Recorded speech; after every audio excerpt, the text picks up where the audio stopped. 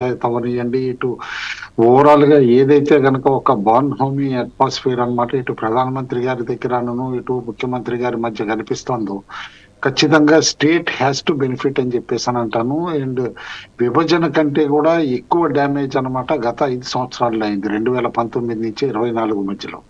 కాబట్టి ఈ డ్యామేజ్ నుంచి బయటపడాలి, ఈ ఊబిలో నుంచి బయటపడాలి అంటే గనక కేంద్ర సహకారం ఎంతైనా అవసరం, అందులో డౌట్ లేదు. అయితే ఖచ్చితంగా వస్తుంది అనే ఆశలు మాత్రం ఉన్నాయి. ఎందుకంటే బాడీ లాంగ్వేజ్ కూడా క్లియర్లీ రిఫ్లెక్ట్ చేస్తుంది అది. అండ్ మోర్ ఓవర్ అనమాట, ఇప్పుడు పరిస్థితులు కూడా, రాజకీయ పరిస్థితులు కూడా అట్లా ఉన్నాయి కాబట్టి అన్నమాట.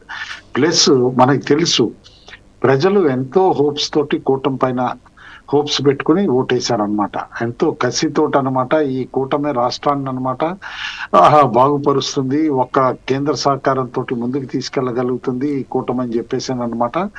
అంత హ్యూజ్ మ్యాండేట్ కూడా ఇచ్చారు. కాబట్టి ఆ ప్రజలు ఇచ్చినంత పెద్ద మ్యాండేట్ ని గౌరవించాల్సిన అవసరం కూటమిలో ఉన్న అన్ని పార్టీలది ఉంటుంది. ఏదో పెద్ద పార్టీ అని ఒక తెలుగుదేశందే కాకుండా, అన్నిటికంటే చిన్న పార్టీ బీజేపీదనే కాకుండా అన్ని పార్టీలది కూడా ఉంటుంది. సమిష్టిగా పనిచేయాల్సిన అవసరం ఉంటుంది. అండ్ అదే జరుగుతుంది కూడా, ఎందుకంటే అది క్లియర్లీ రిఫ్లెక్ట్ అవుతుంది. ఎందుకంటే ఇవాళ ప్రభుత్వం మేము ఆలోచిస్తుంది కూడా సింపుల్ ఒకటే, వెంకటకృష్ణ గారు, ప్రజల నేటి అవసరాలని తీరుస్తా, వారి రేపటి ఆకాంక్షలు ఏవైతే ఉన్నాయో ఈ సాకారం చేయటమే మా ఏమన్నమాట. అందులో డౌట్ లేదనమాట. ఎందుకంటే ఈ ఒక్క 2 పాయింట్స్ పైనే ప్రభుత్వం కూడా రన్ చేయటం జరుగుతుంది. అయితే క్లియర్లీ ఇక్కడ ఇంకో 3-4 ఇష్యూస్ అనమాట. ఇందాక పట్టాభి గారు కాస్త లేవనెత్తారు, ఇటు దినకర్ గారు కూడా చెప్పారు ఇదంతా కూడా. అయితే వైట్ పేపర్స్ ఏదైతే గనక సబ్జెక్ట్స్ పైన, డిఫరెంట్ సబ్జెక్ట్స్ పైన అన్నాము, అది ఖచ్చితంగా అవసరం అని మేము కూడా చెప్పాము, ముఖ్యమంత్రి గారు కూడా చెప్పడం జరిగింది. అండ్ కానీ డెప్త్ ఆఫ్ ది ప్రాబ్లమ్ ఒక్కొక్క డిపార్ట్మెంట్ లో ఎంత ఉందని తెలియటానికి అనమాట ఇవాళే స్వేరింగ్ ఇన్ అయింది కాబట్టి అనమాట, ఇక అవైలబిలిటీ ఆఫ్ పేపర్స్ ఇవన్నీ కూడా ఉంటాయి, తీసుకుని చేయటం కూడా జరుగుతుంది. ఎందుకంటే ఫస్ట్ ఫైనాన్స్ పైన చేయాల్సిందే, ఆ తర్వాత పోలవరం పైన చేయాల్సిందే, లా అండ్ ఆర్డర్ పైన అనమాట ఒక వైట్ పేపర్ ఉండాల్సిందే. అండ్ వ్యవస్థల్ని నిర్వీర్యం ఎట్లా చేశారు, ఇన్స్టిట్యూషన్స్ డ్యామేజ్ చేశారు, దానిపైన కూడా ఒక పేపర్ అవసరం. అదే విధంగా న్యాచురల్ రిసోర్సెస్ అనమాట, ఏ విధంగా అనమాట మైనింగ్ అవనియండి, శాండ్ అవనియండి, ఇవన్నీ కూడా దోపిడీ ఏ విధంగా జరిగింది. అదే ఇటు క్యాష్ సిస్టమ్ పెట్టి లిక్కర్ పైన అనమాట ఎంత దోచేశారు, ఇవన్నీ కూడా అనమాట ఖచ్చితంగా ప్రజలకి తెలియాల్సిన అవసరం ఉంది. నిజంగా అందులో జరిగిందంటానికి నిదర్శనం మీరు చూడండి, వాసుదేవరెడ్డి గారు ఆల్రెడీ హైకోర్టుకి యాంటిసిపేటరీ బెయిల్కి వెళ్ళారు. ఏ తప్పు లేకపోతే ఆయన భయపడాల్సిన అవసరం ఏముంది అంటే, ఖచ్చితంగా అనమాట ఏమి జరిగింది ఈ 5 సంవత్సరాల్లో అనేది ప్రజలకి తెలియపరచడం కూడా అవసరం. నేను చూసిన కొన్ని విషయాలను బట్టి అయితే ఇమ్మీడియట్ గా చెప్పగలను, ఫైనాన్స్ ఇష్యూస్ లో మాత్రం ఆల్రెడీ రాష్ట్రం ఐసీయూలో ఉందండి.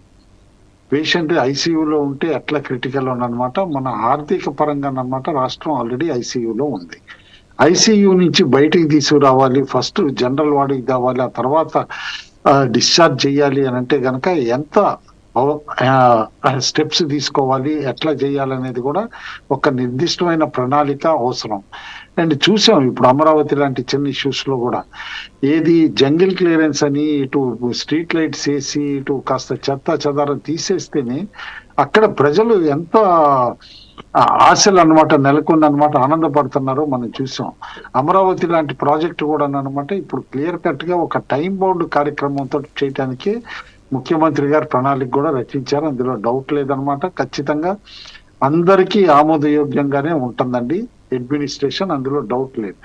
అయితే ఇప్పుడు కేంద్రం దగ్గర నుంచి ఏమి రావచ్చు, ఏమి ఎక్స్పెక్ట్ చేయొచ్చు అని చాలా మంది రిపీటెడ్ గా అడుగుతున్నారు. మీరు ఇంత మోడీ గారితో ఇంత ఇది కనిపిస్తోంది కదా, అన్యోన్యత కనిపిస్తోంది ఏంటి అని చెప్పేసి. ఇప్పుడు ఇక్కడ 4-5 ఇష్యూస్ గుర్తుంచుకోవాలండి. ఎందుకంటే మన రాజ్యాంగం ప్రకారం ఏ ఒక్క స్టేట్ కూడా ఎక్సెసివ్ గా ఇవ్వటం కానీ, గ్రాంట్స్ కానీ ఇవన్నీ కూడా కుదిరే పని కాదు. కానీ ఒక రాష్ట్రం తను ప్రణాళికలు రచించుకుంటే దానికి ఏ విధంగా వనరులు కేంద్రం నుంచి తెచ్చుకోవటం అనేది క్లియర్ కట్ గా అనమాట ఒక ఆర్ట్ అని చెప్పేసి అని అంటాను. లైక్ ఏంటంటే ఆంధ్రప్రదేశ్ కే ఉంది, ఎక్స్టర్నల్లీ ఎయిడెడ్ ప్రాజెక్ట్స్ కింద ఏదైతే డబ్బులు రావాల్సింది ఉందో కేంద్రం నుంచి గత 5 సంవత్సరాల్లో వాడని నిధులే దాదాపు 18,000 కోట్లు పైగా ఉన్నాయి. అదేవిధంగా చాలా సార్లు మ్యాచింగ్ గ్రాంట్స్ రాష్ట్ర ప్రభుత్వం ఇవ్వకుండా నిర్వీర్యం అయిపోయినాయి. కొన్ని వేల కోట్లు ఉన్నాయి కేంద్ర ప్రభుత్వ స్కీమ్స్ అన్నమాట, నిధులు ఇట్లాంటివి. అండ్ ఇప్పుడు 16వ ఆర్థిక సంఘంది ఎనీవే ప్రపోజల్స్ కూడా వెళ్తాయి.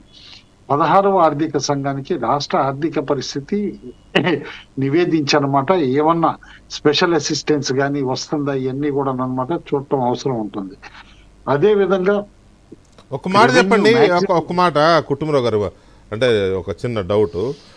ఈ సరే హోదా అనేది ఇప్పుడు ప్రత్యేక హోదా అనేది ఎప్పుడో ముగిసిన అధ్యాయం, దాని గురించి ప్రస్తావించడం ప్రస్తుతం ఒక బీహార్ లేదు అడుగుతున్నారు, ఎలక్షన్లు వస్తున్నాయి కాబట్టి మరొకవేళ అదేమన్నా కేంద్రం కన్సిడర్ చేస్తే ఆటోమేటిక్గా ఏపీ కూడా కన్సిడర్ చేస్తారు, అది ఇప్పుడు అప్రస్తుతం. కాకపోతే ఈ ప్యాకేజీకి సంబంధించి చాలా మిగిలిపోయినాయి కదా, ప్యాకేజ్ కూడా అప్పుడు వద్దని వదులుకున్నారు కదా, సో అదేమన్నా ఇప్పుడు మళ్ళీ మూవ్ అవుతుందా? ఆ ప్యాకేజే హోదా కాకుండా ప్యాకేజ్ అనేది అప్పుడు వద్దనుకునే కదా, అప్పుడు